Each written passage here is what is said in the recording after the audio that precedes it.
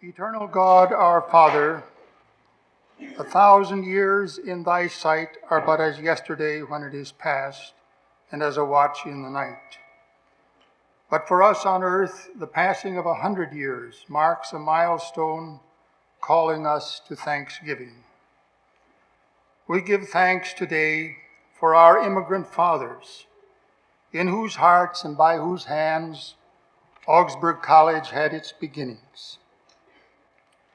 We thank thee for a century of gifted and dedicated leaders and teachers, for thousands of students who here have sought and found a true education for service to their fellow men, for hundreds of homes and churches which have given grateful support to a cause which they loved. Nor do we give thanks only for the deeds and dreams of yesterday, but equally for the challenges of tomorrow. May Augsburg College see her task with new eyes in a new day, and may the light of God be her unfailing beacon in storm and calm.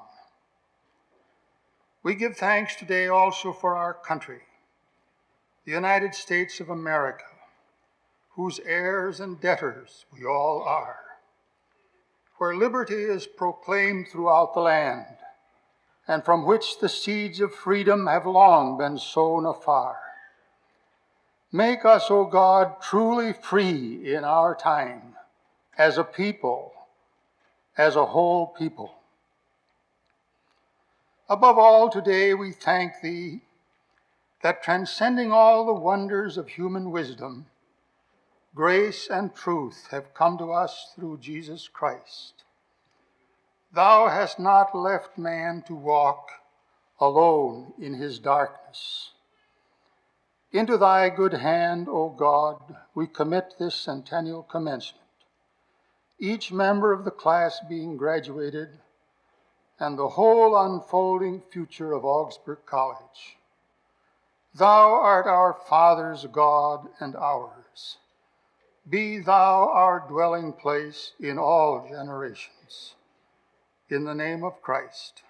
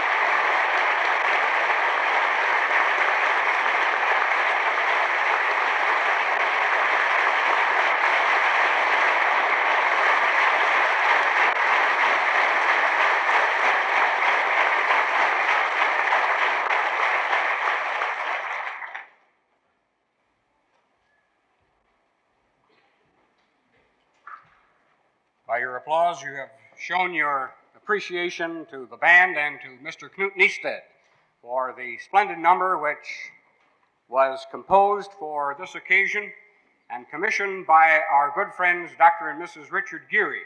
And I'm going to ask if Dr. and Mrs. Geary would stand so that we can give them our appreciation in a round of applause. Dr. Geary.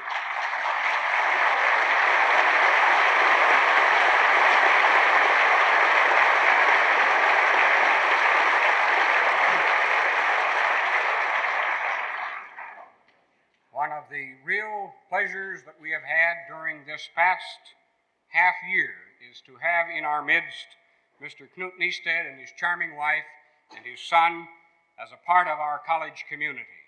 And we deeply appreciate the splendid contribution which he has made to the college as well as to the entire musical community in the Twin Cities.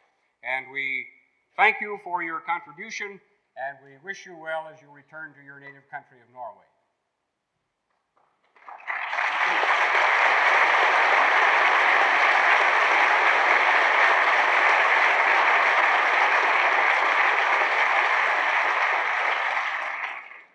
May I acknowledge also the presence of the President Emeritus of Augsburg College on the platform. I think all of us felt that it was most fitting that Dr. Bernard Christensen should not only give the invocation for this centennial commencement, but by that to set the tone for this part of our celebration and to call attention to our gratitude for the past, our concern for the present, and our anticipation for the future. Dr. Christensen, you have made this a wonderful occasion by your presence here. Thank you for coming.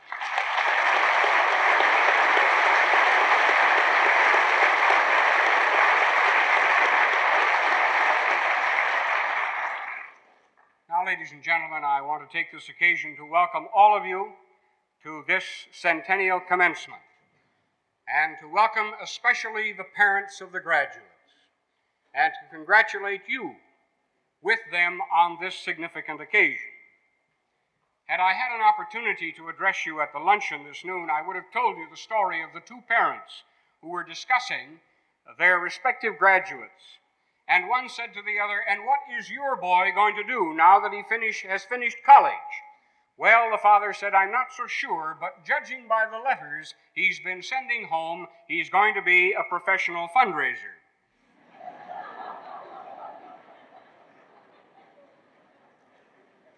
Now, if we can just transfer that into some kind of future alumni support, I think we'll be in. Lengthy introductions are always unnecessary. Detailed introductions of persons well known are superfluous. Everyone here knows our honored guest and speaker this afternoon. You know what he has done and what he has been as the mayor of our city of Minneapolis, as our senator from the state of Minnesota, as the vice president of the United States, and as a candidate for the highest office in the land. But we here at Augsburg this afternoon have special reasons for considering him as a most appropriate speaker for the centennial commencement of this institution. For one thing, he has been a long-time friend of Augsburg College. I treasure a picture which shows Vice President Humphrey, then the mayor of Minneapolis, walking up the steps into Old Main with Dr. Christensen. He is young and youthful and handsome.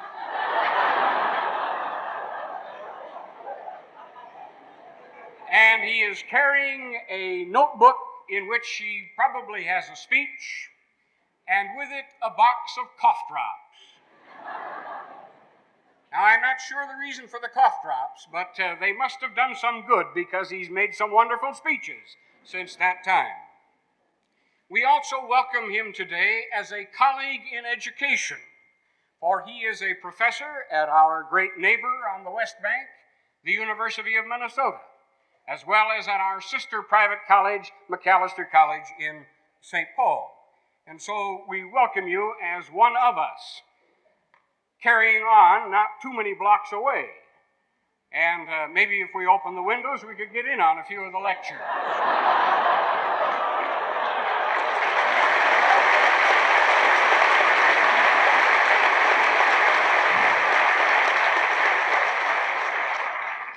But we welcome Mr. and Mrs. Humphrey today as one of the family, because they join with the Solomonson family in this graduation exercise. You see, the Solomonsons are the parents of their son-in-law, and Earl is a brother of their son-in-law, and so in this way they are here as part of the family to rejoice with us and to take part in these festivities. Therefore, we are honored, Mr. Humphrey, to receive you as our 100th commencement speaker, and we look forward to your address. Ladies and gentlemen, Vice President Hubert H. Humphrey.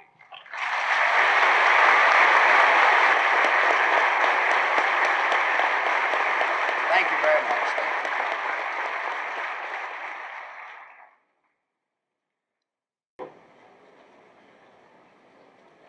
Thank you very much, President Anderson. If you'll tell him to turn on the lights, this isn't the White House, you know.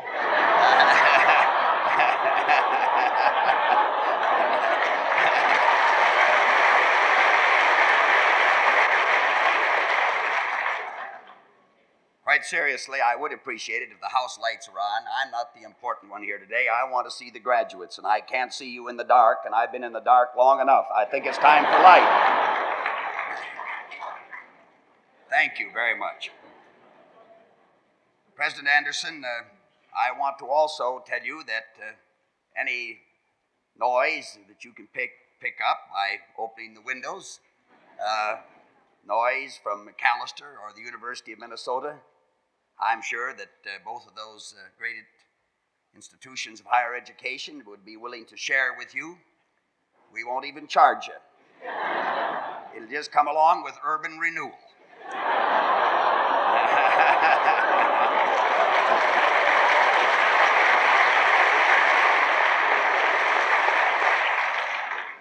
Let me pay my respects to a very dear and beloved friend that gave us the invocation today, Dr. Bernhard Christensen, a gentleman that with whom I've had a wonderful relationship over the years.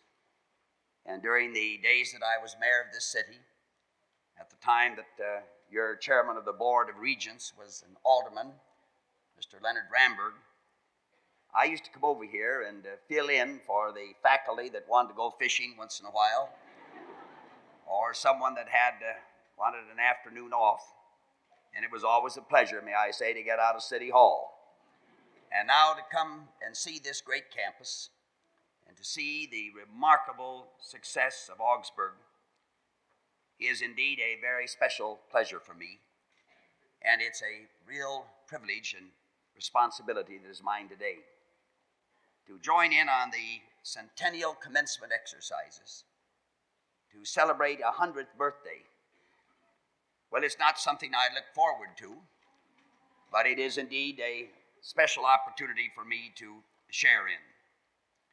I appreciated what Dr. Anderson had to say about that photograph, and I got all the innuendos that came along with that description about this young, youthful, and handsome man.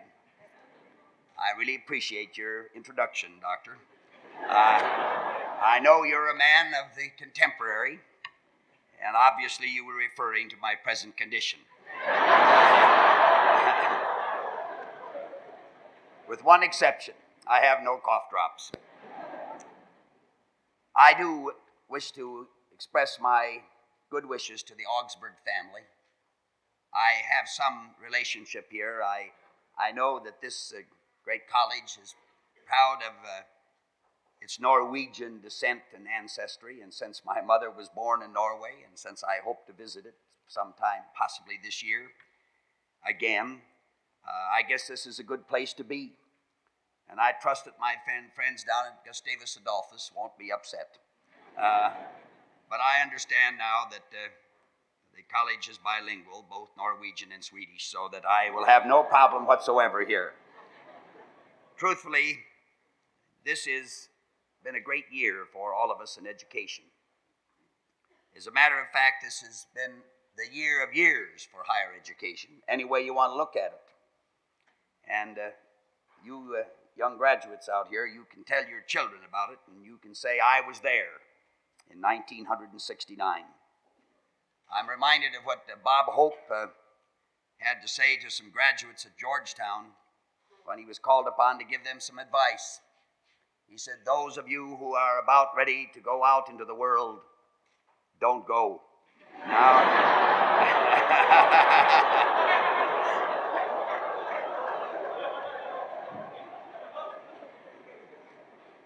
but I think they went anyhow. And I know that's what you're going to do. But it is a year that we'll remember because it's possibly been the greatest year of challenge to education that this nation has ever had. The headlines of campus disorders often cause us to lose sight, however, of some very important facts, if not at least one vital fact. Namely, that more Americans are in college this year than all of the Americans who were alive when our nation was founded. In fact, 3 million more. If there were no other challenge to education than merely the student population explosion, it would have been more than most institutions would have been able to bear.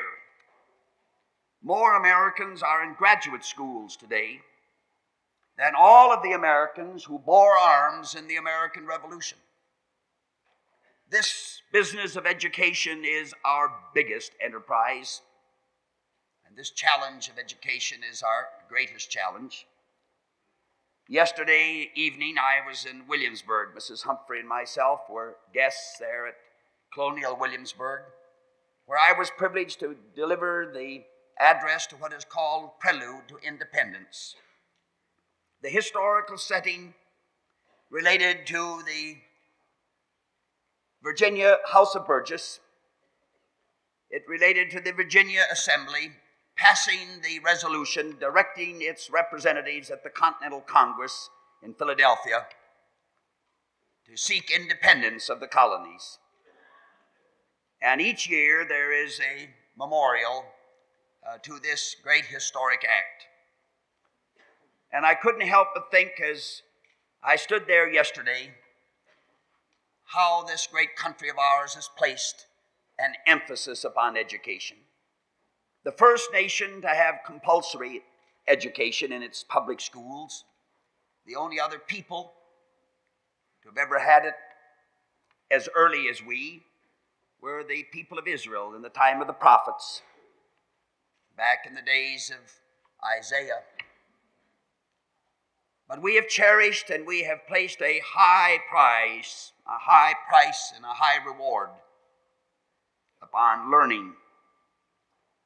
So it is proper that we take time, not only once a year, but as often as it is humanly possible, to examine the educational structure, to think about what it means to us, and to remember what Thomas Jefferson said about education itself, that you cannot be both ignorant and free. You have to have a choice and you have to make one. And we made a choice starting with the Act of 1787, the Northwest Ordinance, and even earlier with those early church schools in the early 17th century, to be free and not to be ignorant. Now I want to talk to my young friends here today because by the time that one of you is likely to stand in this place at some future commencement, the American people will number more than 300 million. And the people in the world almost too many to even think about. Now, I need not recite for you the future needs and problems of these people, even if I knew them, because the list would be like a catalog. But let it be said here that no nation is better prepared to meet those needs, and no generation is better prepared to cope with the problems of the future. This generation It is a well-prepared one. Now, you're going to be in charge, by the way, of all of this. I didn't mean to break up the happiness of this moment, but you will be. And you will be responsible for our national security and my Medicare. So I want to take a good look at you. You will be responsible for the education of my grandchildren. And you'll be responsible for the freedom of my great-grandchildren. So as I have said, I propose to take a good look at you and to have a talk with you. But first of all, I want to talk with you about your parents. Parents don't get much talk these days except a little scolding. And then I want to talk to your parents about you. And I'm not sure that I'll have anything new to offer, but let me share at least some of my prejudices with you. Now, it may be hard for graduates of the year 1969 to believe, but in another century's history books, the very people who've been helping you with your tuition and other matters may be ranked among the greatest radicals in modern history. Responsible radicals. Yes, even patriots of dissent. Believe it or not, I think that history will so record that. Because it was the generation of your parents that broke through the problems of a great war, a tragic depression, and began to open the conscience of America to the needs of its deprived, of its needy ones, of those who had never shared in the bounty of this great country. Your parents, theirs is the first generation in all of history which by its own hand has surrendered the privilege of telling its offspring, this is how things are, this is how they've always been, and this is the way the world goes. Yes, some people have said too permissive. I do not stand in judgment.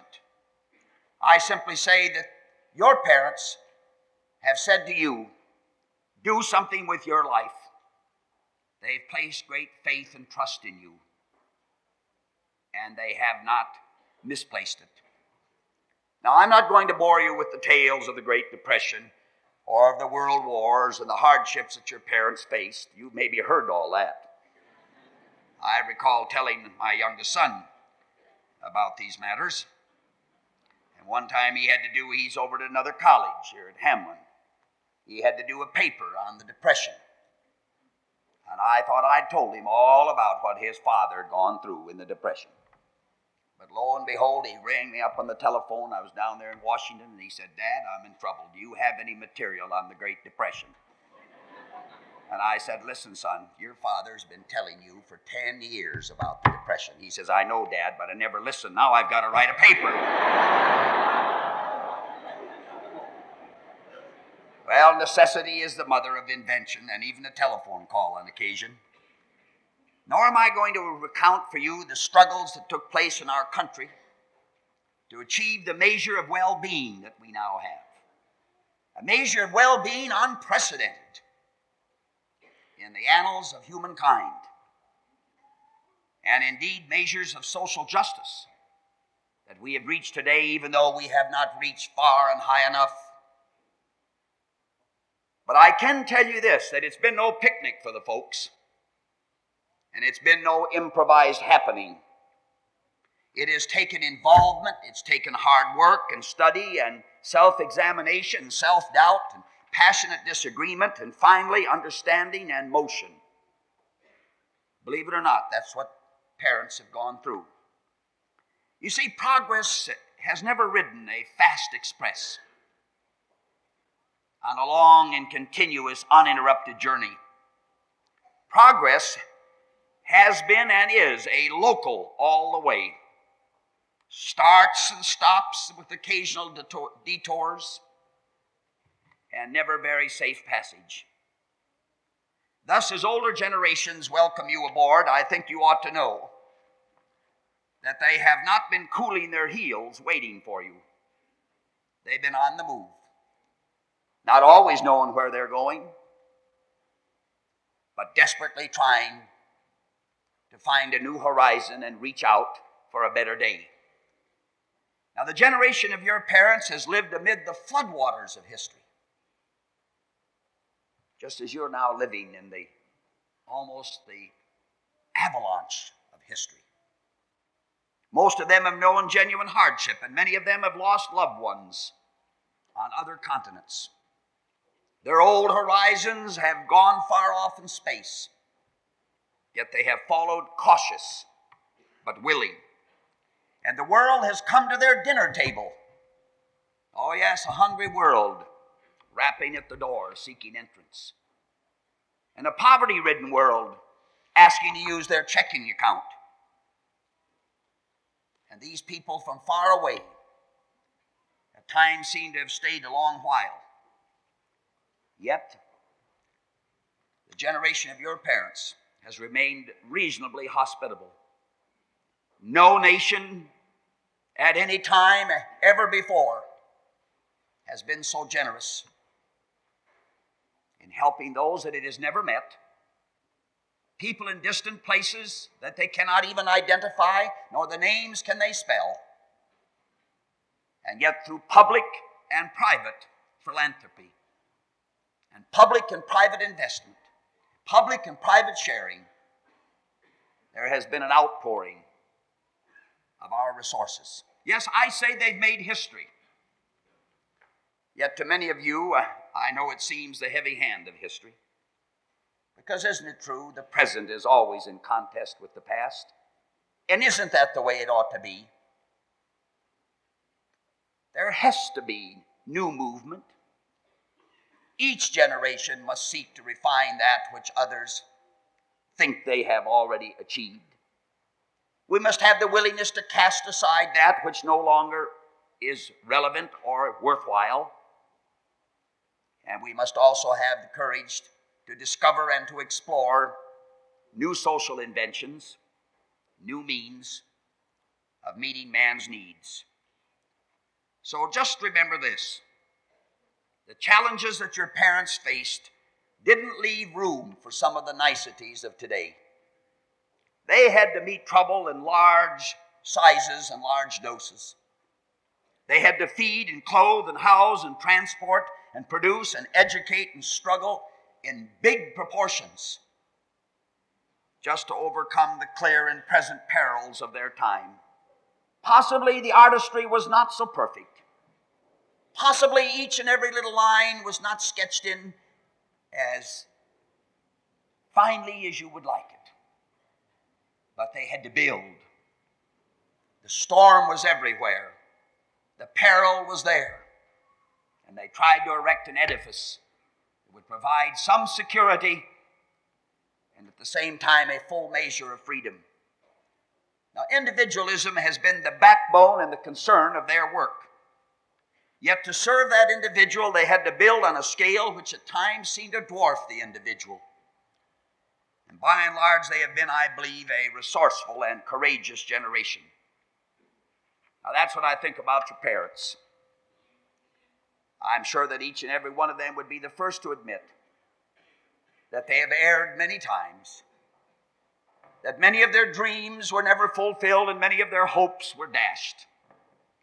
But they are worthy of respect because they've had to bear tremendous burdens through a time of unprecedented change and ferment, almost more than the human mind and psychic makeup could endure. But they have done it and rather well. You know, it seems that they've hidden their history from you.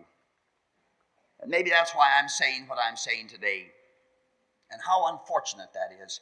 Sometimes we of the older generation are a little ashamed even of what we think we might have done, good or bad. Over the battlefield that represents their sacrifice, they have laid out the golf course. And that's what you see.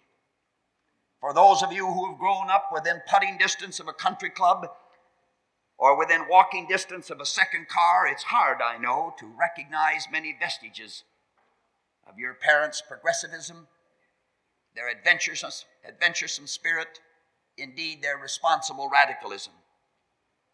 But they were all of this and more, because they broke through many of the old traditions that bound us to the past. They dared to try new things in economics, new ventures in the world scene, and they made beginnings and great beginnings for a better America. As I've said, tremendous material improvement and the expansion of education, if nothing else, that will be recorded forever. And the beginning of a world order, and I said now, just the beginning of a world order that at least up to now has saved us from the awful carnage of a nuclear holocaust and a nuclear war. Now let me speak to the parents about your young men and women, because I'm afraid that I maybe overdone it with them about you. Let me say a word or two now about these young people. I said a moment ago that what we generally hear about are campus disorders. Ladies and gentlemen, I've traveled the length and breadth of this land, and I have seen hundreds of thousands, yea, millions of young people. The fact of the matter is that they're an amazing lot. Oh, they're disturbed and they're concerned and they're troubled, and well, they should be. They see much that's going on today that offends their sensitivity and their conscience and their sense of justice, and how good that is, because it is the idealism of youth and their sensitivity that gives us some hope for integrity in the tomorrows. Most of us do compromise a great deal, and life itself, as we find out, is filled with many a compromise. So we need the yeast, the ferment of a restless people. And that restlessness generally comes from those who are young, at least young of spirit. Oh, I've seen a few octogenarians at age 20, people that haven't had a new idea since birth. You find them. And I found people who are in their 60s, 70s, and 80s and older that are still filled with the love of life, that youthful spirit, that restive mind. But let me tell you why young men and women today in the colleges are concerned, and why we ought to have some understanding and forbearance, and why we ought to listen to them. I know there are different kinds of students, and I want to talk to you for just a moment about two kinds. I want to talk to you first about that vast majority of students that are really interested in an education, that love their country with all of its limitations, that are not ready to destroy it, that do not want to overthrow its institutions, but they have an indictment against it. And they want to be heard. They want to be counted in, not counted out. They're the ones who see these ugly paradoxes, hunger in the midst of plenty. And they know there's hunger. And they say, why haven't we done something about it? And they ask a good question that demands an answer. They see poverty, indescribable poverty, at a time of our affluence, the likes of which no one has ever dreamed possible. And it is that affluence of the many that makes the poverty of the few so intolerable. And they see illiteracy at a time that we pour billions into education. And they see many, many times an educational structure that hobbles creativity rather than to encourage it. And they see disease amongst poor and deprived at a time when we're proud of heart transplants, when we have the greatest medical science the world has ever known. And they say, how come that we are so bad in infant mortality? How come that a poor white or a poor black has less than half the chance of life that most of us have? They see the greatness of cities, huge buildings, office buildings, and in the shadow of those office buildings they see the awful slums, filthy, rotten, stinking. And they see racism And we pray to God, the Father of all mankind, who knows neither black nor white, red, brown, or yellow, but looks upon all of his children as created in the image of his Maker. They see all of this, and they say to the parents and their grandparents, why? And they're right to ask the question. And I say to the parents in this audience today, we must listen to them. And not only listen, but we must act. Because to fail to do so is to destroy their faith in the processes of law and peaceful evolution. Yes, America is a continuing revolution. It is the continuing song of human emancipation. This great country is the continuing hope, as Abraham Lincoln once put it, the last best hope of earth, and surely the hope of all mankind. So when they ask us these penetrating and these gnawing and sometimes these difficult questions, we must come up with some answers. And that's what we have been talking about lately on college campuses, and that's what we've been talking about all across this country when we say we must adjust our national priorities, public and private, to the basic needs of people. This is why young men and women today are concerned about war and the draft. This is why they're concerned, if you please, about military spending and all of it. It isn't because they're less patriotic than their fathers. It's that they have a new sense of patriotism. They want to see each generation add something new and something good. Now, this is the responsible voice of students that I have given to you. Now, I know there's another little claque way off over here on the left or the right, far out, small in numbers, articulate, noisy, willing to use any device and any technique and tactic. But they do not represent the vast student population by their tactics or their methods. And we must be able to differentiate. To the first, the vast majority, we must listen. To those who engage in violence, to those who think they can use the firebomb, to those who think they can use guerrilla war tactics, to those who think they can use kidnapping, arms, and break up meetings and gag other people, we must never yield. We must have a clear distinction between those who are the patriots of dissent and those who are the agents of oppression and violence. If we keep that clear, we'll know that this generation's a pretty good one. Now, may I say to my friends of the student body, it isn't good enough merely to protest. There's a lot of work to be done. Something has to be done about these protests. And it can be done in all 50 states of this union. Indeed, all over the world, there's a lot of work to be done in the state of Minnesota. You don't have to go to India to find poverty. You do not have to go to the South to find prejudice. You do not have to go into Harlem to find poor schools. It's under your own feet, before your own eyes. I know there's a lot of talk about the new politics. Let me assure you, as one who's been in politics a long time, there's only one politics that's worth participating in. That's the politics of service. You don't always do it well. And many times we are sidetracked. Ambitions sometimes overwhelm you, but it is the politics of service that this generation must dedicate itself to. The challenges that you face are far greater and far more exciting than those faced by any other generation.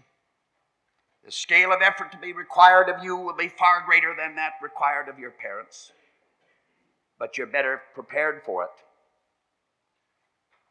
For the fact of our time is this: the poverty our nation knew in the Great Depression and the peril that mankind knew in World War II, these are nothing compared to the poverty and the peril that surround our strong, rich America today. As I look at you, the words come to me from John Kennedy when he said, peace and freedom are not cheap. We shall live out the rest of our lives in a time of peril, challenge, and danger. And we will. But it has always been so. There have never been any easy days, and there will be none. Now, there are desperate conditions of injustice and hunger and disease throughout most of the human family. I know that you are a select group. We Americans are a select group, so fortunate. 2/3 of all the children of this earth are the victims of disease, poverty, and illiteracy. 2/3 of them have no decent place in which to put their head to sleep or eat. This America, our own America alone, last year produced over 45% of everything produced in this world. And with less than 6% of the world's population, we have over 35% of the world's wealth.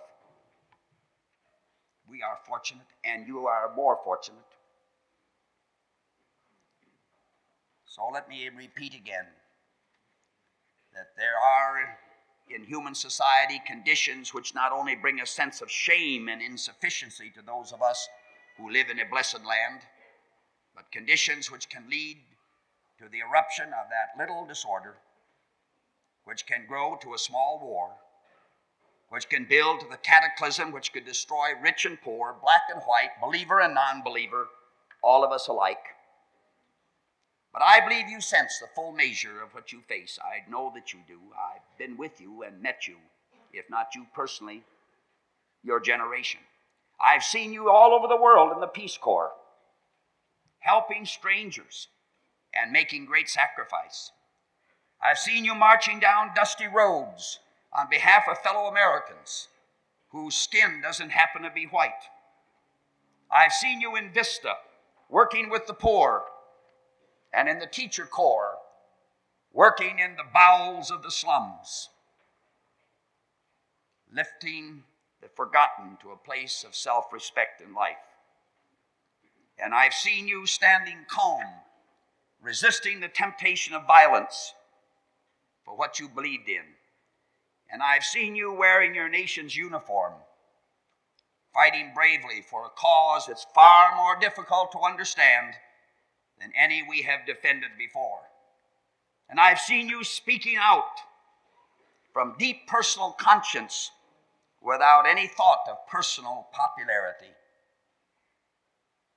I say you've performed remarkably well in the system that your parents built.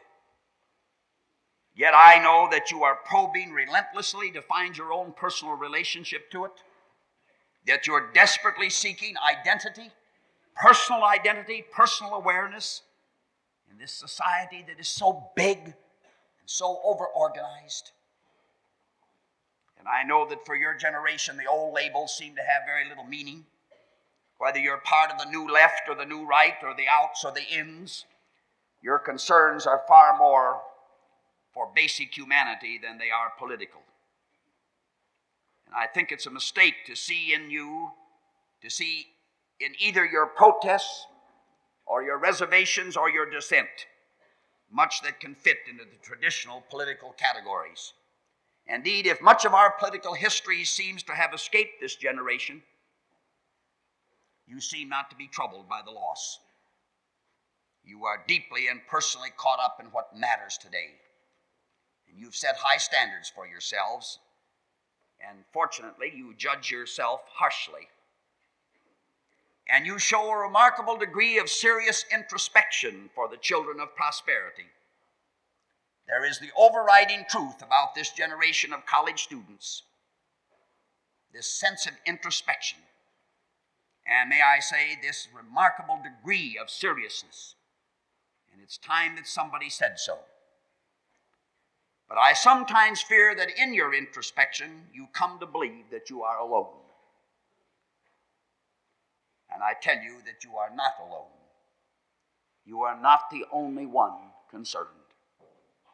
When you speak out and think that you act alone in America, you are more a part of this land and more a source of its strength than are all of the multitude who stand in silence,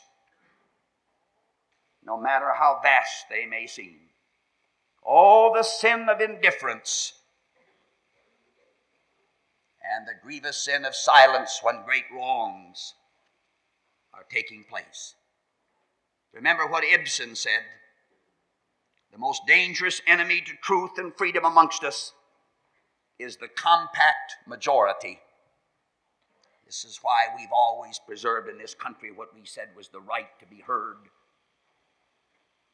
the right to redress of our grievances, the free speech and the free press, the right of a minority to be protected so that it can challenge that compact majority. But when you oppose that compact majority, and you are sure to collect a few bruises. I can speak of this with a little personal reflection. And I found that the best remedy for a bruise is to collect a few more. The more that you speak out and the more that you act, and the more you are going to discover that you are lending courage to a surprising number of people whose feelings will come to the surface in response to yours. There's a great silent conscience in this country that wants to be moved. This is the meaning of leadership: to inspire others, to lift them, to open their eyes, to have them once speak what's in their heart, to help them free themselves from their needless fears. That's what we mean by an education. True freedom in any land is relentless, never-ending process of self-discovery among its people. This you will preserve, I'm sure, for our land. Not because it is your inheritance, even though it is, nor because some destiny says you must, even though I think it so says, but because your own free search for individual identity in the living present demands it. The strongest bulwark of liberty is man, free and in search of himself. Many of you know that one of my dearest friends and the man that I admire so much was the late and beloved Adlai Stevenson. He was truly a noble man of spirit, and he lent a quality of decency to the American political scene which it sorely needs at all times. I want to read to this graduation class what Mr. Stevenson had to say about your democracy. Forget your partisanship now and think of your own great nation and what it means. Democracy is not self-executing. We have to make it work. And to make it work, we have to understand it. Sober thought and fearless criticism are impossible without critical thinkers and thinking critics. Such persons must be given the opportunity to come together, to see new facts in the light of old principles, and evaluate old principles in the light of new facts by deliberation, debate, and dialogue. This, as we all know well, though some of us forget from time to time, requires intellectual independence, impenitent speculation, and freedom from political pressure. For democracy's need for wisdom will remain as perennial as its need for liberty. Not only external vigilance, but unending self-examination must be the perennial price of liberty, because the work of self-government never ceases. Those words are immortal. The work of self-government never ceases. Democracy is not self-executing. We have to make it work. It has no built-in momentum. It requires the injection of new spirit and new lives every generation. Now, yours is the opportunity then to prove in the world what the generation of your parents had already tried to prove in America. That the course of history is not a mindless juggernaut that we are powerless to control, but a fresh challenge susceptible to courageous action in each generation. It's good for you to study history, and some of you have, but it's better to make it, and some of you will. And I hope you'll be sensitive to that opportunity. And I hope that you'll waste no time in seizing it. The story is told that Pericles of ancient Greece in his later years came across a young lawyer of Athens who was deeply devoted to causes. He was like our modern student, who wished to change immediately what was wrong in this world. And Pericles, then an old man, chastised the young man for being too bold and too brash, for concerning himself with things better left to older men, he said. The older man patronizingly said, "Of course, I understand, for I too was overeager in my youth.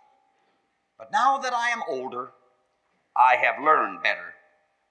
Take my advice, young man, and do not become so involved." End of quote.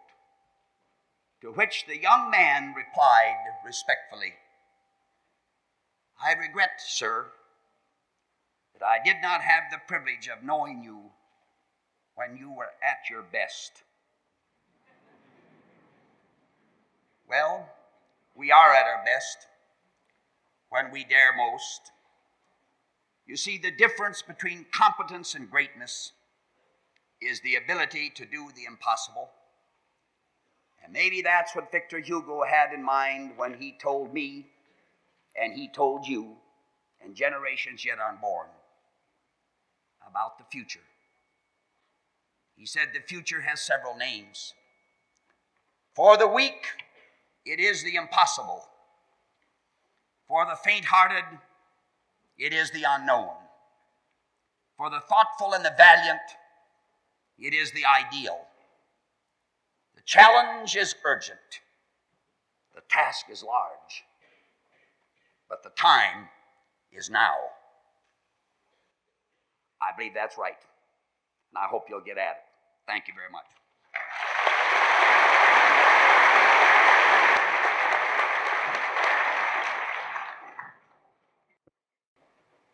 Dr. Anderson, Mr. Humphrey, ladies and gentlemen, may I say that it is with a special sense of pride and honor that I present to you now the graduating class of 1969. This is the Centennial graduating class of Augsburg College. This is, however, only one of its achievements. This is also my fourth year at Augsburg College. 4 years ago, this coming fall, in this auditorium, I was honored by this class by being made an honorary member of it, including presentation of a green beanie, which I still have and still cherish, and almost wore this afternoon. In a very real sense, then, I consider myself to be a member of this class. And it is therefore with a great sense of honor and of pride that to you, Dr. Anderson, as president of Augsburg College, I present the class of 1969. The larger group, of course, is composed of those students who have just now completed requirements for the degree of Bachelor of Arts. But this class also includes some who completed their work after the first or second terms of this academic year. Some of these have been unable to return for these exercises, and upon them the degree is to be conferred in absentia. A number of seniors again this year will complete the requirements for graduation at the end of the summer session. Instead of conducting a special commencement for this group, the faculty has authorized them to participate in the regular commencement activities, including this afternoon's exercises. As indicated in the program, 44 members of this graduating class have qualified for the degree with the distinction cum laude. 18 have qualified for the degree of Bachelor of Arts with great distinction, magna cum laude. And 4 students with the highest academic honors, summa cum laude. Graduates with honors are identified by the cords on their left shoulders. May I then present to you Dr. Anderson, ladies and gentlemen, the commencement graduation class of Augsburg College.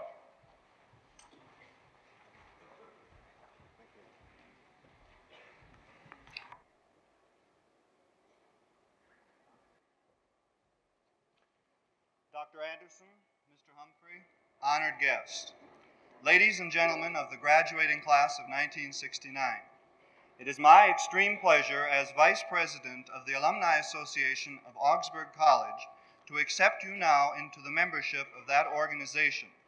As members of the Augsburg College Alumni Association, it will be your responsibility to encourage and support the developing and strengthening of the college and its program. May I assure you a warm welcome into the Fellowship of Augsburg Alumni and an exciting challenge in the support of Christian higher education. Remember, no matter where you go and what you do from this day forth, you will be representing Augsburg. Let's make everyone as proud of Augsburg as we are proud of you today. Goodbye and good luck.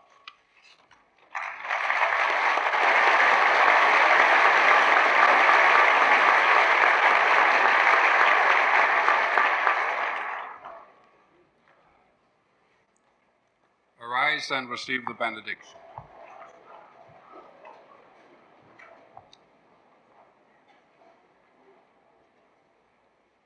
And now, O Lord, we look to you. We believe that these young men and women are your handiwork. We believe that you want for them the very best in life. Go with them, we pray, with your benediction, and lead them into the good life, a life rich in service for their fellow men. Through Jesus Christ, our Lord. Peace be with you. Amen.